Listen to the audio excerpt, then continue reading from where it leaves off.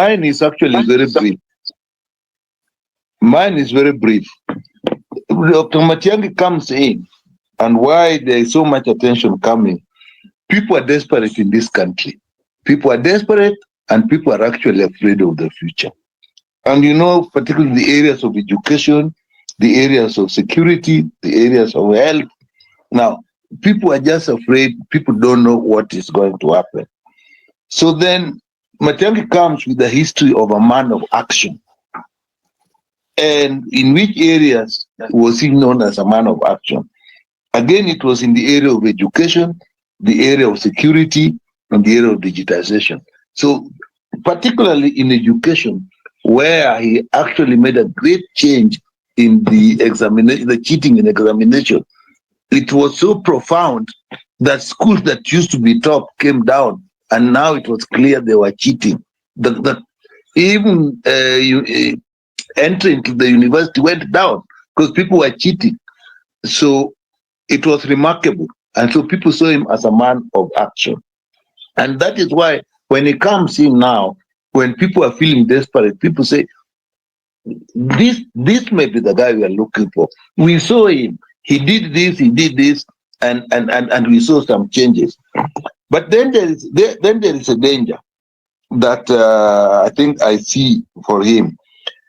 He comes in, people are desperate, and what people are really looking for in this country now is a selfless person, more or less in the level of Nyerere, Mandela, and so on, because that is what you need. Now the danger is Dr. Matiang'I going to actually fit that bill?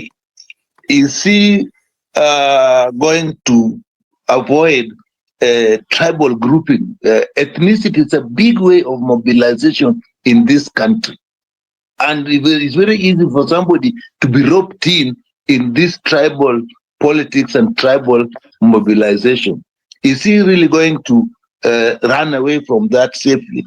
Is he going to run away from money politics? Because again, the country seems to be having, it's a human being has split personality. They know that big money has actually affected us negatively, but we still have a big admiration for people who come in with big money. And it's how it is going to be used.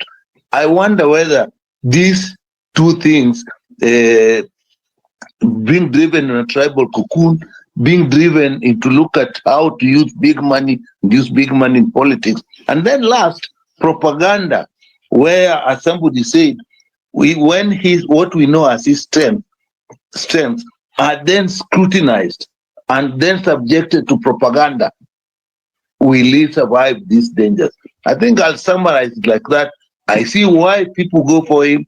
I see the dangers ahead of him and the challenges that he'll face. And I think for me, at this point, I leave it at that. Jibar, may I chip in just briefly, please? Can I Hello? Allow me just to give you the mic to Professor Peter Kagwanja, then we'll come to you, Professor Karuti. Kindly. Briefly, yes, Kagwanja. Yes, I really want to be brief because by the way we are talking and about Matiang'I and all this, we appear to be on a promotional a campaign, which is very wrong. Because here on this platform, we stood to talk about our society and the decay, in it, and the problems we are facing. Obviously, we cannot avoid talking about William Ruto because he's a man who holds the total accountability of our country. But the way we are talking about Matiang'I here is very, very promotional. And I think we need to desist from there and get to the gist of the matter.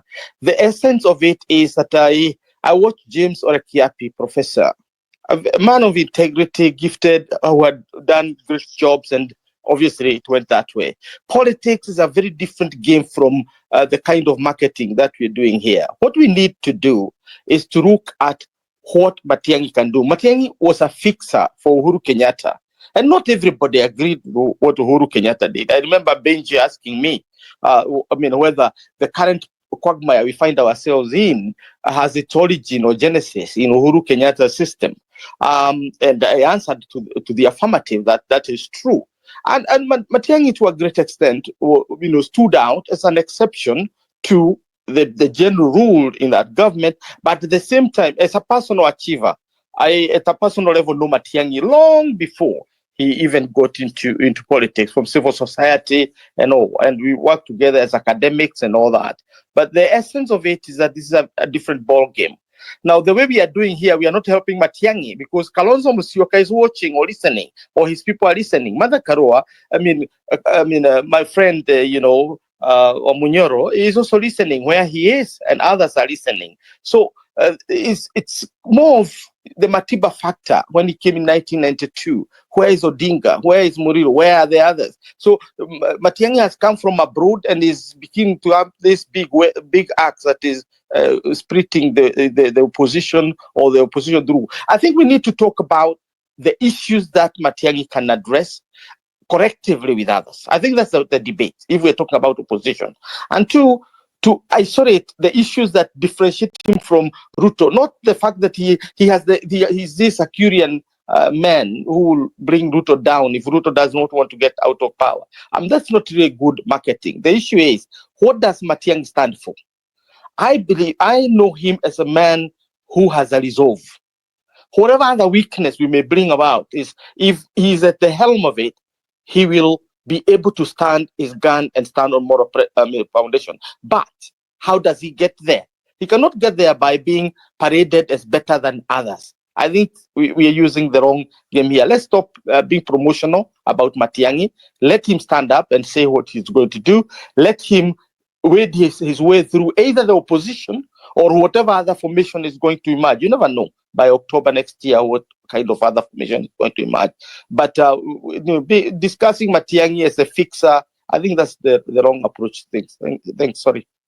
Thank you, Professor Peter Kagwanja. That is noted. Let me give the floor to Karuti, Professor Karuti. Then we hear Professor Macharia. We want to open the floor to also a plenary so that we can get reactions as well, because time is really far much spent sticking away from us. Yeah, Can't keep it for long. Yes, briefly. Yeah, I would like to say that we are still dealing with the symptoms of a problem in this country. And at the moment we acknowledge that we are dealing with symptoms, and these symptoms cannot be corrected by individuals, the better for us. I've always said that political elites in the country are the same. Matiang'I and Ruto and Uhuru Kenyatta and Raila Odinga are the same. Let's call a spade a spade. And all that is required then is for us to ask what are the fundamental problems that we want these elites to correct if they were to run for office and win the elections. That's the most fundamental thing that we need to address. Matiang'I, Ruto, Uhuru, Kalonzo are all cut from the same cloth, I must admit. And because of that, we have got to start asking ourselves, where do we stand in terms of holding them to account, and what are the issues we want to be addressed in this country, and how do we shape their narratives when they stand for office to correct these particular problems that we have a concern with. And I don't see ourselves coming to that. As Kagwanja said, I think we are running a very wrong course to start talking about an individual correcting what we have. We need to start asking ourselves, what kind of framework do we need to put in place to correct the challenges that we have? Youth unemployment is on the lowest level ever. And this is simply because of how we have handled the manufacturing industry in this country in the last 10, 15 years. What do we do to correct the manufacturing sector? What do we do to correct what happens with tax collection in this country? What do we do to correct industrialization? To make Kenya an industrialized country? What do we do to create more jobs for our youth so that they don't go for jobs outside the country? These are the real things that we need to start discussing. Now, I'm afraid that the opposition we have in the country today, whether we have it by name or or literally, has not come down to say what they can never do to address some of the challenges we have. I have not heard anyone from the opposition saying that the government is doing the following things wrong and we are going to do the following things right. I've not heard the opposition saying that this was what we have to do correct, to improve on exports to exports of Kenyan goods. My problem is that actually we are not talking issues, we are talking individuals. And the more we move to understanding that we have a problem as of Kenya's political culture, of sometimes preferring to talk about individuals rather than what we need as a country, and B, not having a long-term vision for our country, then better we shall run a better course for this country. But I think we need to go back to the drawing board, recognize that we have a political culture that is wrong, a political culture that promotes individuals rather than issues, a political culture that tolerates ethnicity, whereas in public we don't. We have got fundamental problems that we need to address as a country, even as we prepare for these elections. Unfortunately, we are likely to face 2027 and have the same result of leaders who don't care for the country but care for short-term gains. That's where we are as a country.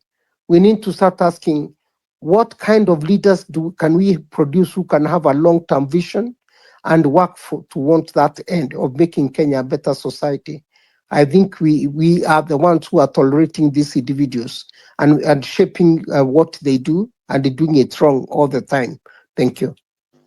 Thank you, Professor Karuti. Professor Macharia, you wanted to just weigh in briefly, then we open the floor to the plenary for questions and contributions. Thank you. There's issue of Matiang'I's return, because it's been portrayed that he has returned, and some people portray him as if he's a savior. So he's come to save the country. All he has done is increase the excitement in the political arena, and how long the excitement will last is another matter. He's charismatic, that is not in doubt, but charisma takes you only so far, and such things. So it is an excitement, and almost the same level, maybe slightly lower, as the one that Wamonyoro created after he was kicked out of the deputy president's place. There's a lot of excitement around him, and see how long will it last, or whatever it is. So all that Matiang'I's return from Washington has done is to create some excitement and to have some people present him as if he's a savior to Kenya, which he is not. But he's an exciting candidate. He makes it fun to watch politics from afar, but not to make any conclusion one way or the other. 2 years is a long time that we have before it's even clear who is it that is likely to emerge as the main challenger to William Ruto, because Ruto will be a candidate. And it's increasingly looking as if Raila will also be a candidate. So another candidate who is not either Ruto or Raila, and there may be a number of them. But what Matiang'I has done is simply to make the political feud exciting to watch, and nothing else. Thank you. Thank you, Professor Macharia. I wanted just to ask Haman, looking at the political outfit that Matiang'I is coming through with, and Jeremiah Kioni was here, I think he's dropped to the listeners on the plenary. He will have answered that quite snugly or fittingly. I wanted just to ask you, do you think Jubilee is a better outfit for Matiang'I, given his region as well? And yes, now that we know Uhuru Kenyatta also is bankrolling death as well, what sort of shadow looms behind Matiang'I with Uhuru Kenyatta also being the person who is, shall I say, pulling the strings, so to speak, when it comes to funding Matiang'I? Awan Manyora? Okay, thank you. At the bar, there has been talk of a project, as we all have heard, Uhuru's project, and Jeremiah Kioni put it The less said about that, the better. You see, when you have branded a project, it comes with its own problems. But again, who wouldn't want Uhuru support? Truth be said, who among all these candidates wouldn't want Uhuru support? Who wouldn't want the populous Mount Kenya region to support them if they are running for president? As to whether he is a project or not, that is a small matter, because there's always talk of a project. If, for example, Kalonzo were to be supported by Gachagua, would that make him a project, Gashagua's project? I mean, there's always somebody in the politics supporting the other. Politics is about soliciting for support. Politics is about interests, and therefore the crude labeling of project, I don't think that should derail anybody. If I were running for president and somebody called me Uhuru's project, it wouldn't even bother me because Uhuru's support will come with so much. There's something people have said about, because now I must sign off immediately after this. There are things that are coming out. Some people are tending to suggest that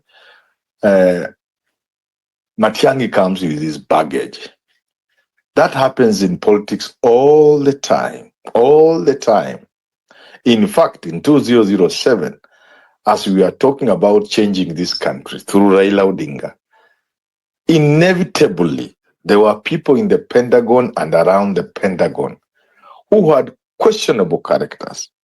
But as a country, we said, in the manner in which Achebe talked about the early politicians in 1989, that when the bigger desire is to bring change, sometimes it may not be so important in terms of the people you are working with. What you look at is the change. That every politician in this country has a past. That past, like Kabando says, must be questioned, must be interrogated, except that it must not be allowed to stand in the way of the greater desire of the country to change and move forward. So yes, and somebody else has said, I think it's Kabando again, sometimes it might be desirable for you to say, fine. Even in the Bible, they say, when I was a child, I did things that children do. When I was in some position, perhaps it looked that that was the thing to do. Now, with hindsight and with more experience in life, I think that wasn't the right thing to do. And I apologize to people, or you explain. But to think that among the politicians we have in this country, we will fail to pick one merely because of what they have done or not done in them. I think we will not get a politician that is absolutely clean in this country. It is for that reason that I've always argued, if Kenyans want a really break with the past, then they must think differently, think outside the catchment areas from which we get the leaders we call leaders. So therefore, I'm just concluding by saying, Matiang'I being Uhuru's project, that's nothing. In fact, to me, is a serious plus, because everybody is somebody's project. In fact, ultimately, the best candidate will be the people's project. So being a project is nothing. And finally, again, like I've said, everybody comes with some challenges. And somebody has said for Matiang'I, some of these so-called challenges are actually what is attracting people to him. Because truth be said, Kenyans want somebody who can deliver. Matiang'I has shown in the past he has the capacity to deliver. The part of him looking arrogant is also the same part that makes him a no-nonsense person. The sort of person Kenyans will be looking for now, like Professor Naituli has said. So I don't see any of these challenges standing in the way of Matiang'I. Only to say that the people of Kenya may require some answers in some aspects. And that is for Matiang'I and his team.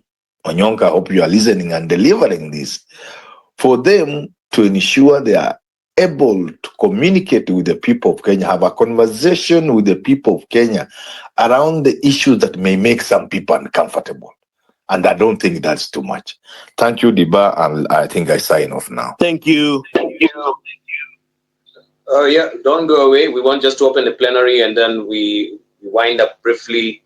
I think we've covered enough of that. We've talked a good game about Matiang'I, as Professor Kagwanja and Karuti alluded to. Yes, it shouldn't be also a platform where he gets a promotion. We should be discussing issues as it were.